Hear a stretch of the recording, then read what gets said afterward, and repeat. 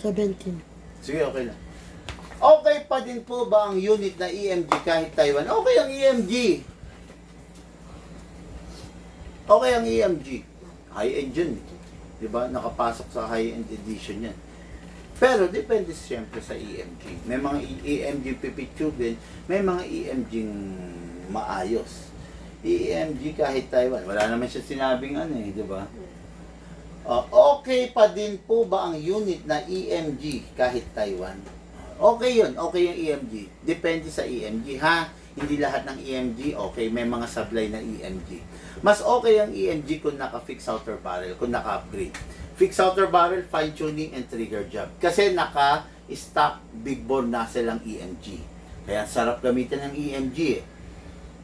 Basta ang nozzle ng EMG kulay pula, big bore nozzle yon. Okay yon kung naka big bore nozzle tapos naka fixed barrel, naka fine tune, naka trigger job, naka hammer pad. Okay, okay yung big bore nozzle. Pero kung yung EMG mo gagamitin mo naka big bore nozzle tapos gagamitin mo tapos hindi siya naka fixed barrel, bad yun. Kasi yung barrel mo maghihiwalay, masisira yun. Okay? Kasi biruin mo, EMG mo, naka big bore nozzle, tas kumakalog-kalog yung barrel, umaalog-alog. Eh di mas sinisira mo yung barrel, di ba? Kasi mga Carsoft dito, no, sa Bigman, kaya natin in-upgrade para yung unit gumanda, para yung unit tumibay. No, hindi kami tulad ng iba na wala kami pakialam sa unit, dumating yan, yung dumating yung stock, benta lang namin agad. O, di ba?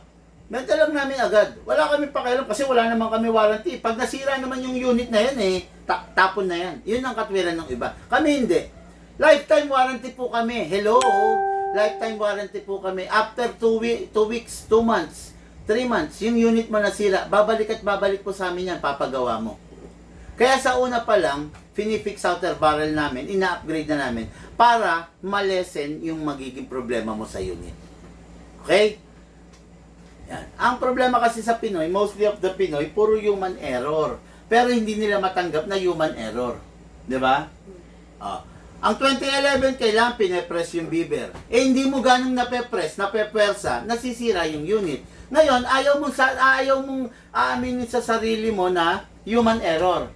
Sasabihin mo, ilalaban mo, pinapress ko naman eh. Pinapress mo nga, pero hindi mo ganong napepress. Kasi, kaya masisira yung unit mo pag hindi mo pinapress yung beaver tail. Eh, pinapress ko nga eh. Pinapress mo nga, hindi mo nga ganong napepress. Paulit-ulit, di ba? Yun. Ganun ang Pinoy eh. Hindi nila aminin yung mali nila, di ba?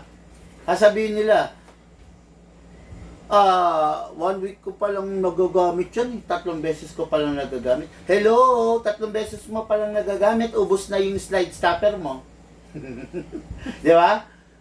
Maraming ganyan, sasabihin, oh, naka-display lang yan.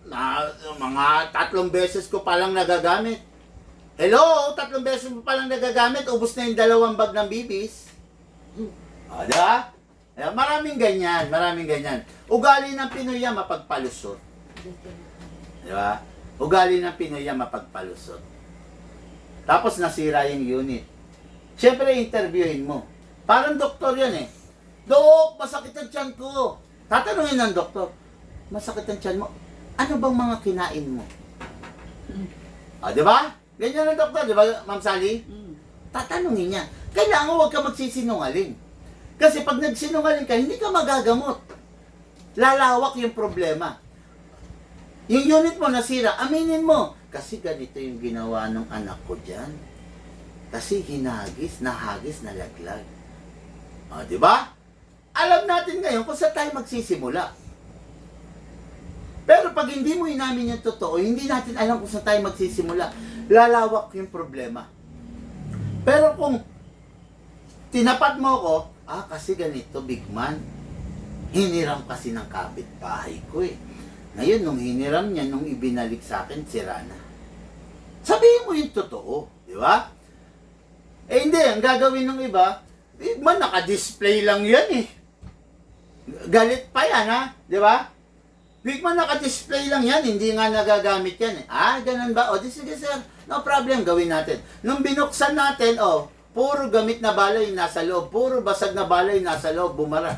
Hello sir, sabi mo naka-display. Ay, ginamit ba? Mukha tayong tanga pare-pareho, di ba? Magsabi ka lang ng totoo. Bakit nasira sir? Sino ba yung huling gumamit? Paano ba ginamit?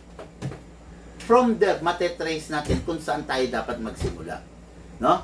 Pero kung pumunta ka sa doktor, sinabi mo, hindi mo sinabing kumain ka ng talaba, tapos kumain ka ng mangga, tapos uminom ka ng beer. Hindi mo sinabi. Ang sabi mo, ewan ko do, masakit lang ang tiyan ko eh. Ano lang, nasa bahay lang naman ako sumakit eh. Pag nagsinungaling ka, anong gagawin ng doktor? Laboratory. Di ba? Laboratory. Ano pa? Ultrasound. Di ba? Pero kung sasabihin mo rin sa doktor, kasi dok, nagkatuwaan kami, uminom ako ng beer, kumain ako ng mangga, kumain ako ng talaba. Alam na ng doktor, nalamigan ng tiyan mo, ito ang inumin mo. Nalamigan ng tiyan mo, impache yan. Ito, inumin mo. Ganon, di ba? Sabi ng doktor, ganon. Pero kung hindi mo sasabihin, yung doktor malilito, saan tayo magsisimula? Teka, magpa-ultrasound ka. Teka, magpa-x-ray ka. Lalawak yung problema. Okay? And I just hope nasagot ko ng tama, maliwanag at maganda yung question natin, Carson. Ano po magandang airsoft na rifle? Ano po magandang airsoft na rifle na pang first time? Yan ang mga gusto kong katanungan. Number 1 na magandang airsoft na rifle pang first time. Number 1, decide ka kung may pera ka, go for the GBBR. Kung sakto-sakto lang, ayaw mo na magastos, go for the AEG. Okay? Yan, isang basehan yan. Number 2, ano ba yung gusto mo? Micro CQB, CQB, RIS, long barrel, DMR, mamili ka kung ano yung gusto mo. Okay? From there, maglista ka. Gusto ko, CQB lang. Di ba? From there, gusto ko, CQB size. Gusto ko, hard polymer or full metal. Gusto ko, yung medyo matipid. Gusto ko, AEG. Di ba?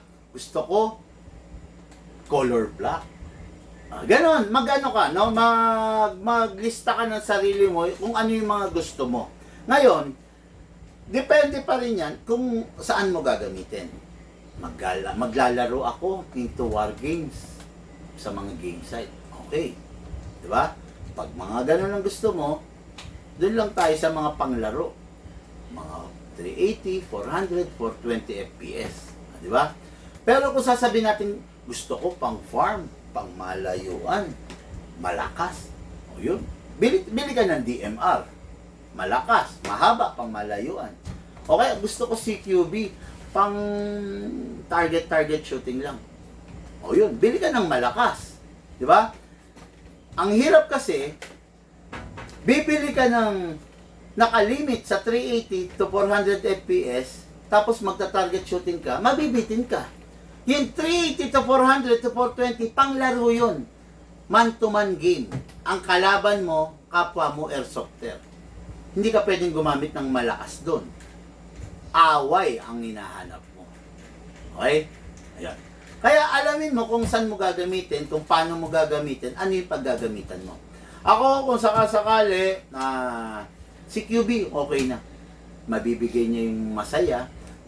Let us know lang kung saan mo gagamitin. Kung panglaro, huwag natin masyadong itaas ng FPS. Di ba? Mga 400, 420 lang tayo. Kung sasabihin mo na pang bahay, pang self-defense, pang target shooting, kailangan malakas. Di ba? Ang goal mo, target shooting ka mo. Hindi pwedeng hindi ka gagamit ng malakas. Kailangan malakas, kailangan yung target mo, ma-hit mo. Di ba? Kailangan, kung ang target mo bote, kailangan matumba. Kung ang target mo bote ng gin, kailangan mabasag para mag-enjoy ka. Tatandaan mo to, hindi ka mag-enjoy kung yung target mo hindi mo mapatumba. Hindi siya stress reliever. Dagdag siya sa stress mo. And I just hope nasagot ko ng tama, maliwanag yung question ng ating mga ka-airsoft.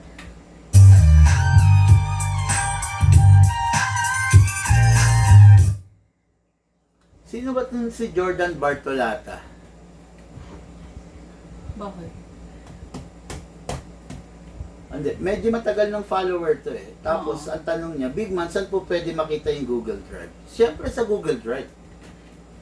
Sa ano? Sa page? O, sa page. Mag-message ka, bossing, no? Mag-message ka, tapos makikita mo, punta ka sa page.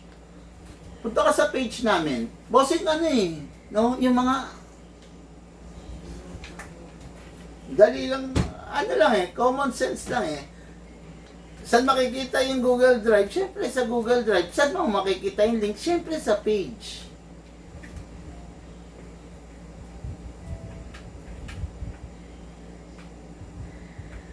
Paki-stop nga. Check mo yung account.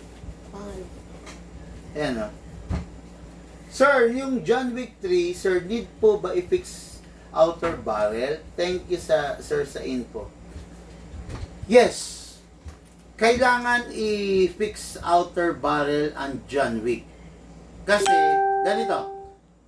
Unang-una, ano muna yung John Wick mo?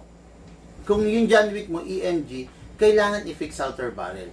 Okay? Pag hindi fix outer barrel yan, kakalug-kalug yan. Pengi akong example ng ano, ng hindi naka-fit. Yan. Ng ano? Ayun o.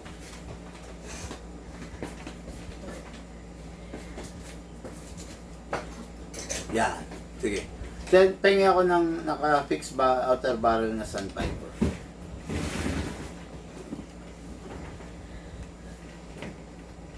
Yan. Yung kabila. Yan. Okay. Para makita natin. Asan na? Yung check ko.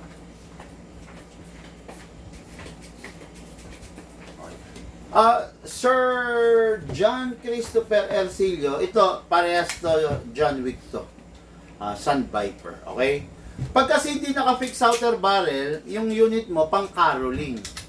Jingle bells, jingle all the way. Sa bagay, malapit na yung Christmas. Ayan, ganyan yan, ha? Ayan. Okay, kumakalog yan. Okay? Kumakalog yan, bossing. Pero pag naka-fix outer barrel, yung unit mo,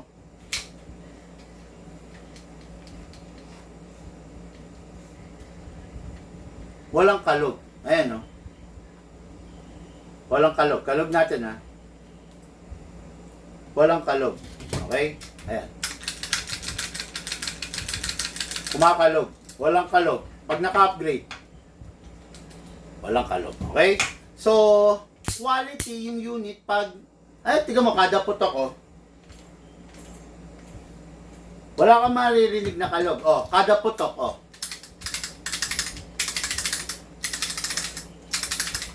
Diba? Kumakalog. So, pag hindi naka-fix outer barrel, kumakalog. Pag kumakalog, mas dagdag yung stress. Pag dagdag yung stress, mas prone sa pagkasira. Maghihiwala yan. Ang barrel nagiging two-piece, nalalaglag. Pag dumating yan sa puntong nalalaglag, ay naku po, wala ka ng pagkakataon para isagipin yung unit. No? Pag nakabili ka ng unit sa iba na hindi naka fix outer barrel, eh kawawa ka. Sayang yung unit mo, sayang yung pera mo, no? Dito sa Big Man, bago namin ibigay sa customer, naka-fix outer barrel na. Para wala ng problema yung kaya. Okay? Okay, and I just hope nasagot ko ng tama, maliwanag, at maayos yung question ng ating ka-airsoft.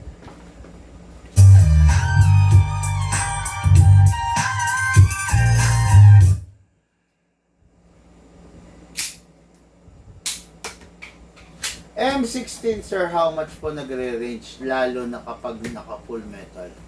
Mostly of the unit full metal. Actually, common na yung unit na full metal. No?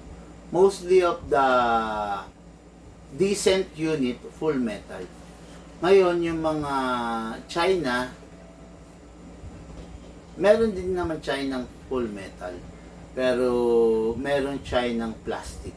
Ngayon, yung mga mas high-end, sila yung mga tinatawag na hard polymer. No? Hindi ko mo full metal maganda.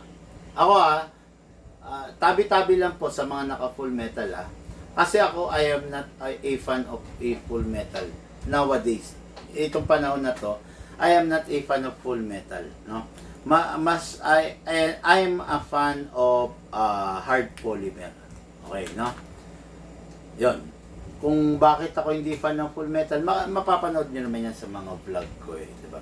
Check niyo lang yung mga vlog. Ha? Charger.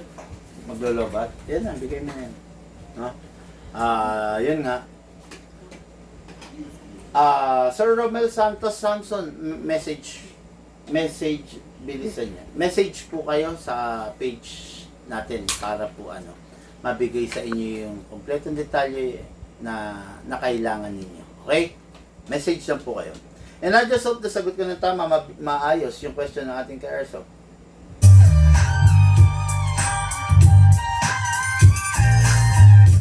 Ano masasabi nyo sa HG194 Beretta, sir? Ano yung HG? Ano yung HG?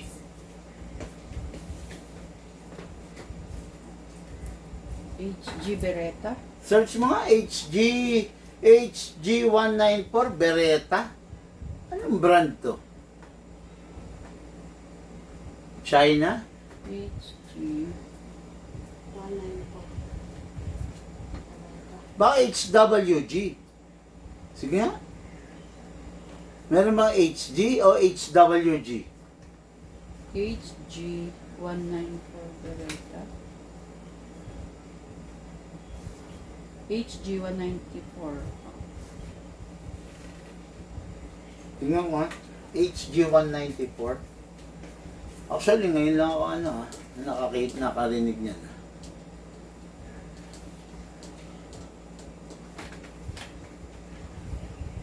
HG19. Ito yung makintab. Okay lang naman.